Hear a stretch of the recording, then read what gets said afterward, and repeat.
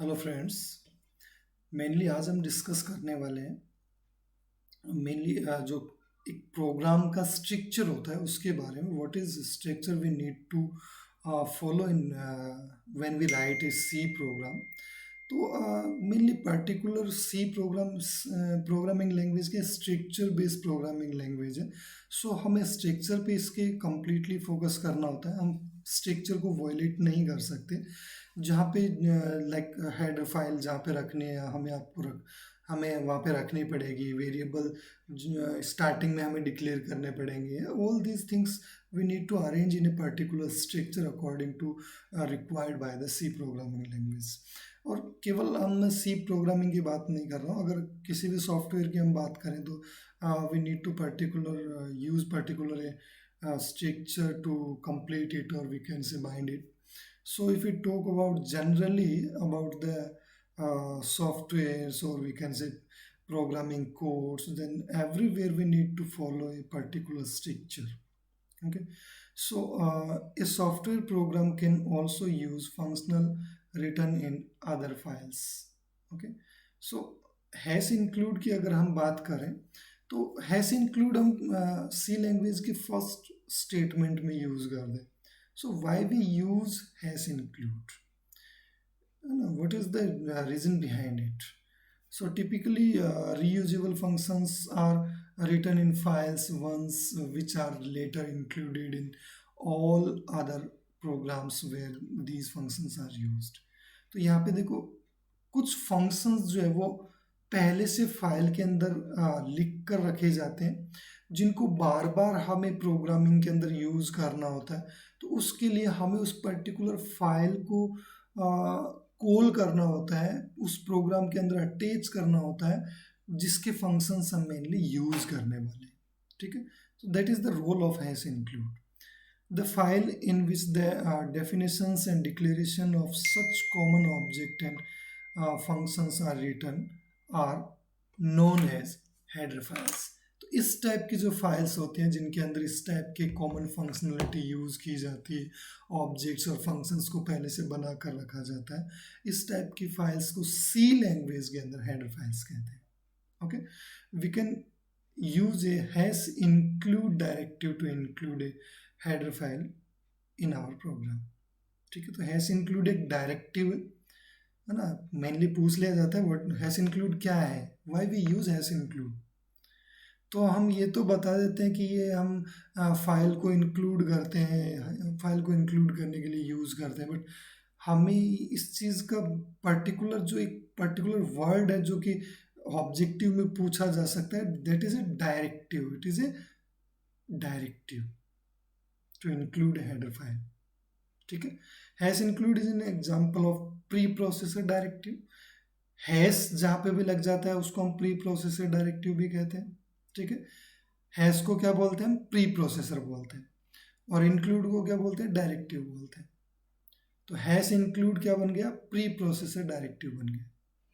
Hash include directive can be used in two ways. ये दो तरीके हैं हेडर फाइल को यूज करने के।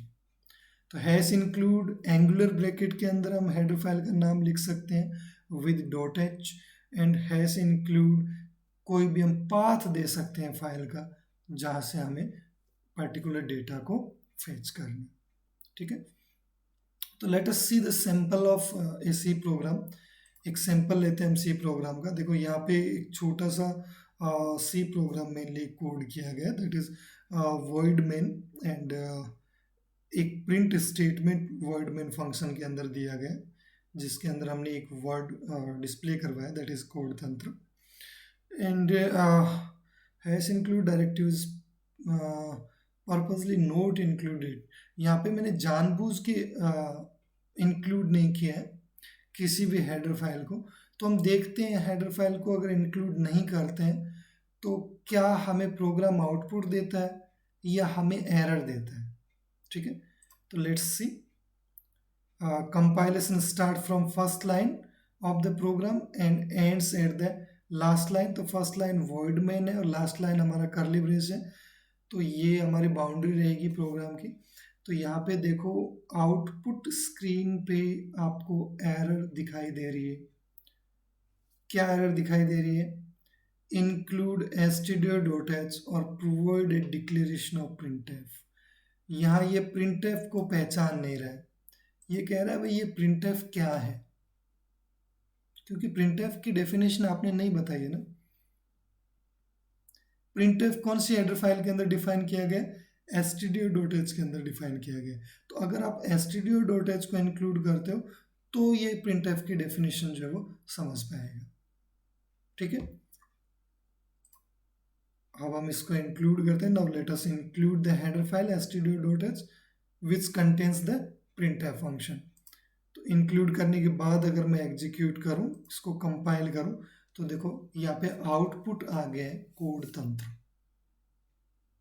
है ना। हमने printf से यही वर्ड डिस्प्ले करवाया जो कि हमारे स्क्रीन पे आउटपुट के रूप में हमें सक्सेसफुली प्रोग्राम एग्जीक्यूशन के बाद दिखाई दे रहा है। यहाँ पे कोई एरर नहीं है। ठीक है, नेक्स्ट अगर हम बात करें तो फिर से मैंने देखो यहाँ पे हेडर फाइल्स को हटा दिया गया है सेकंड एग्जांपल के अंदर, और इस बार printf में मैंने कुछ नया लिया है, square root of a number, and number मैंने यहाँ पे डिस्प्ले किया दैट इज 4, और मैं स्क्वायर रूट इसका कैलकुलेट करना चाह रहा हूँ sqrt फंक्शन से। ठीक है, sqrt फंक्शन क्या काम करता है? स्क्वायर रूट निकालता है। तो यहाँ पे आउटपुट आना चाहिए 4 और 4 का स्क्वायर रूट आना चाहिए 2, तो आउटपुट 4 and 2 आना चाहिए। बट लेट अस सी, यहाँ पे देखते हैं आउटपुट आता है या एरर आती है। तो ये आप देख सकते हो यहाँ पे बहुत सारी एरर्स आपको दिखाई दे रही है। तो इसमें मेन एरर देखो क्या आ रही है, एक तो आपकी ये एरर है कि stdio.h आपको इंक्लूड करना है या फिर printf को आपको डिक्लेयर करना पड़ेगा, अदरवाइज आप इस प्रोग्राम को एग्जीक्यूट नहीं कर सकते। और सेकंड जो मेजर एरर है वो ये है कि या तो आप math.h को इंक्लूड करें या फिर sqrt को डिक्लेयर करें। ठीक है, क्योंकि sqrt फंक्शन किसका पार्ट है? math.h का पार्ट है, और printf किसका पार्ट है? printf मेनली पार्ट है हैश इंक्लूड stdio.h का। ठीक है, तो इसलिए मेनली अपने को दोनों फाइल्स को यहाँ पे इंक्लूड करना पड़ेगा, otherwise we can't execute this particular code, है ना, हमें एरर डिस्प्ले होगी। तो अभी मैंने इसको इंक्लूड कर दिया दोनों फाइल्स को, और इंक्लूड करने के बाद मेनली मैं इसको एग्जीक्यूट करता हूँ, और एग्जीक्यूट करने के बाद देखो आउटपुट हमें क्या मिलता है। यहाँ पे sqrt ऑफ 4 यहाँ पे वैल्यू मिल रही है और उसका आउटपुट हमें 2 मिल रही है। ठीक है, तो दोनों आउटपुट हमें यहाँ पे डिस्प्ले हो रहे हैं। नेक्स्ट हम बात करते हैं, तो ये मेनली हेडर फाइल्स का रोल हमने यहाँ पे देखा किस टाइप से हैश इंक्लूड जो है वो वर्क करता है। अगर प्रोग्राम के स्ट्रक्चर में हम हैश इंक्लूड यूज़ नहीं करते हैं तो मेनली एरर्स आपको थ्रो होती हैं, और जो कि आप लोगों ने इस पर्टिकुलर सेशन के अंदर देखी। So we need to follow a particular structure for a complete C programme.